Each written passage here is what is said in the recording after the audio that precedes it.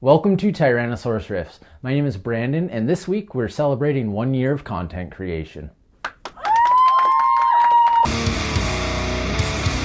Alright, so not your typical video that I would do, a guitar amp, pedal demo, whatever piece of gear. I'd like to talk about this channel a little bit over the last year, why I started it, and a few different topics that I just kind of want to share with everyone.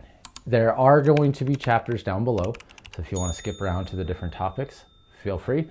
And seriously, thank you for being here. Thank you for supporting me over the last year. So, quick backstory.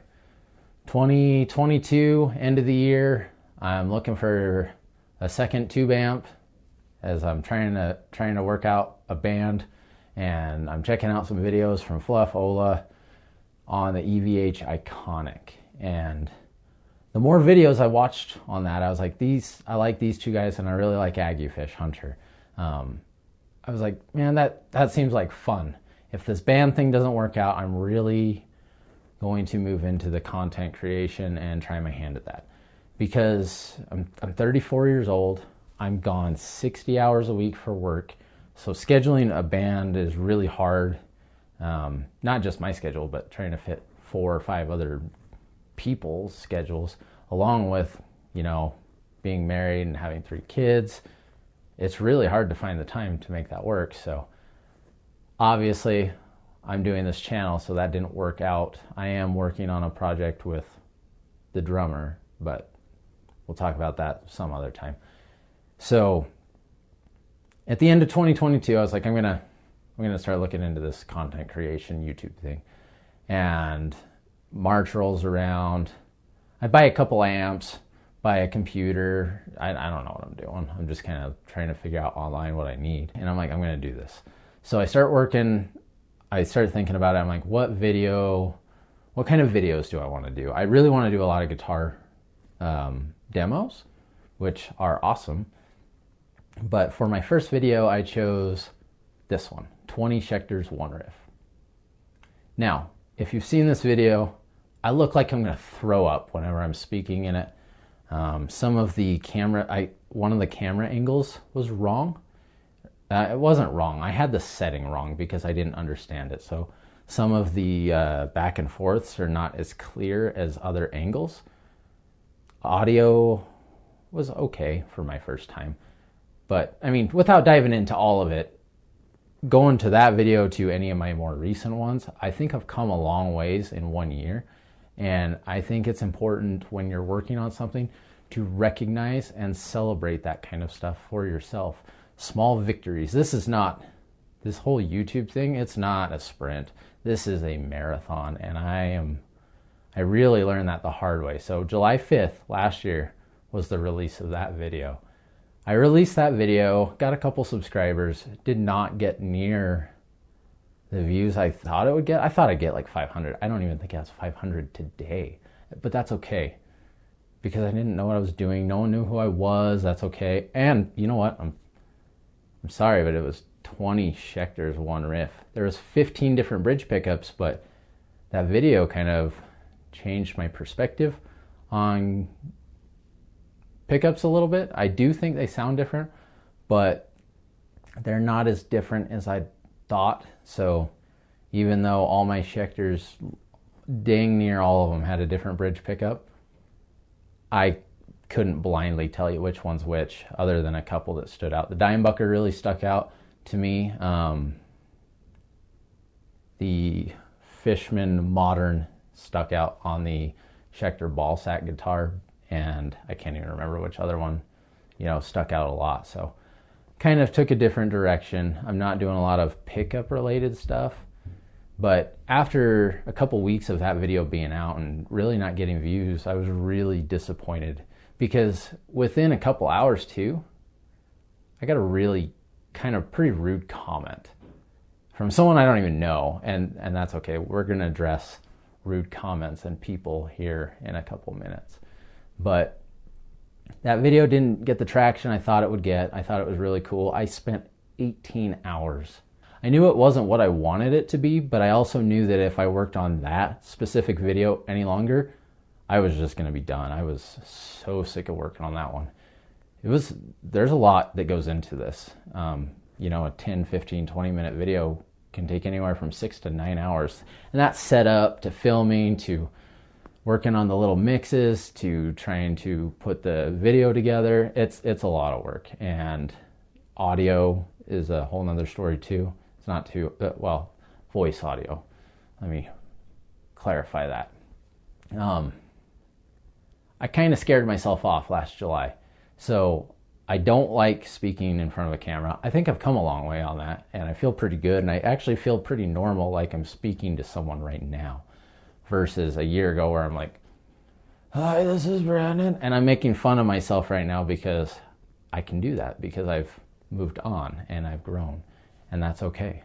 And I like to look back and poke fun at myself. That's okay.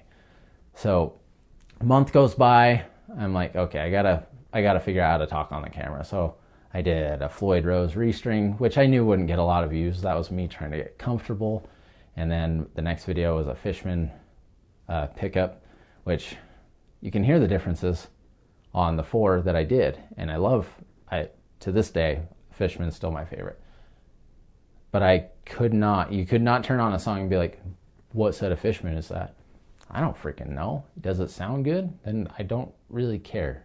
So thoughts have changed there a little bit. My point to all that, though, is even though it was hard and I realized I was in way over my head, I kept going. And if you're going to do this content creation thing, especially with the guitar related gear, it is a marathon, and it's a slow one, and that's okay, because I'm doing this for me. I'm doing this to get myself to play music a little bit more. Now, I will say, since I've been doing this, I've played a lot less than I thought I would, because as you're making videos, you spend a lot of time actually on the video, and not as much, you don't get to jam or noodle or whatever you want to call it on guitars as much as you would think you do. So that's just kind of the little backstory of what's going on and why I'm doing this. It's just me trying to have some personal time and feel like I'm doing something with music, because a couple years went by where I didn't really come in this room because the previous band didn't work out, and I was really bummed about that. It was Raise the Pyre. I wrote all the guitars on that album, and I recorded all the guitars and bass, minus one solo from Nick Nocturnal, and I was really disappointed when everything kind of fell apart. And that can happen for many different reasons. We're not going to go into that. It's neither here nor there. I'm past that. But I did spend a couple years playing around with some other hobbies, and I always find myself wanting to come back to music. So that's what this is keeping me consistent. So let's go over some topics, all right? Topic number 1, we're going to talk about some progress and some challenges. So obviously, like I mentioned, if you go to my first video, you can see a lot of progress to now. There's still progress to be made, and that's okay. I know what I want to work on. A lot of what I really want to work on right now is getting better at my mixes. I've talked about that a few times in previous videos. I really need to hone in on that a lot better, because my understanding and just my overall comprehension isn't quite there, and I want my stuff to sound better than it does. I know that most of people that are watching these videos are watching on cell phones, but I still want it to be really good quality. So that's very important to me, so I'm still working on that. Some of the challenges that come with this are the different aspects. You've got to learn how to record. You've got to figure out, not just your guitars, your drums, your bass, your voiceover stuff, your cameras, your different lighting. Still working on that. It's not the best. But there's just a lot of things that go into this, and it can be overwhelming. I think the biggest challenge that I've had, and I've come a long way on this too, are people. It doesn't matter if you are the best guitar YouTuber on the planet. It doesn't matter if you're the best guitar player on the planet. There is someone out there that's going to say something so rude to you and try to make you feel bad. And I will tell you, I've only had it, I've probably less than 10 times I've had really nasty comments. But actually this week, so what is today? Today is July 7th at the time of this filming. On July 3rd, I actually had the rudest comment I've even received. And I deleted it. I went into my trash and deleted it again. I'm going to tell you why. Because that person is not worth my time. They are not worth engaging with. They probably don't even like themselves very much. If they're willing to go attack someone they don't even know, their self-esteem is probably low. I kind of remember the gist of the comment. It said something like, dude has $1 million worth of gear, one of the greatest amplifiers ever, and the worst tone in the world, lazy. And I'll be honest, it pissed me off.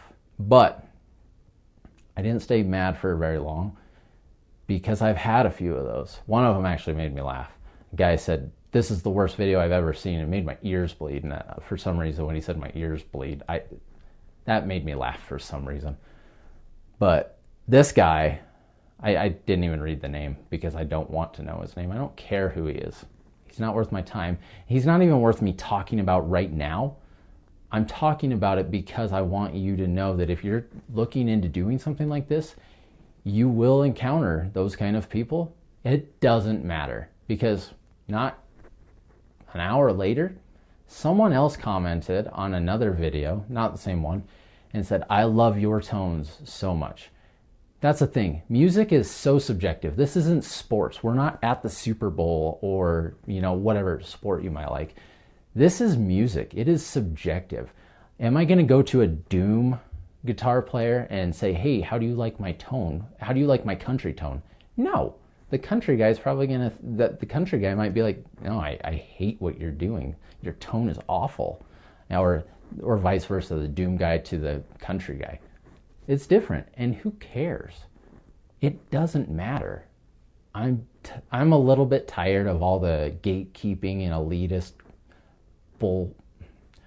elitist bullshit that goes into music, because this isn't a competition. Like what you like. I went and saw Brantley Gilbert and Nickelback last night with my wife. Guess what? I had a killer time. And next month, I'm going to go see Pantera. I really don't care if you don't think I'm death metal enough to own that Solar guitar or, whatever. The point is, people are rude. I know some people would say clap back or say something back, and there's a million things I could say back to these people. They're not worth the conversation because most likely they're just sitting at home bored, not happy in their own life, and they're just waiting for the reply so they can say something rude again and get under your skin even more. Can't get under your skin more if you don't engage. Just move on.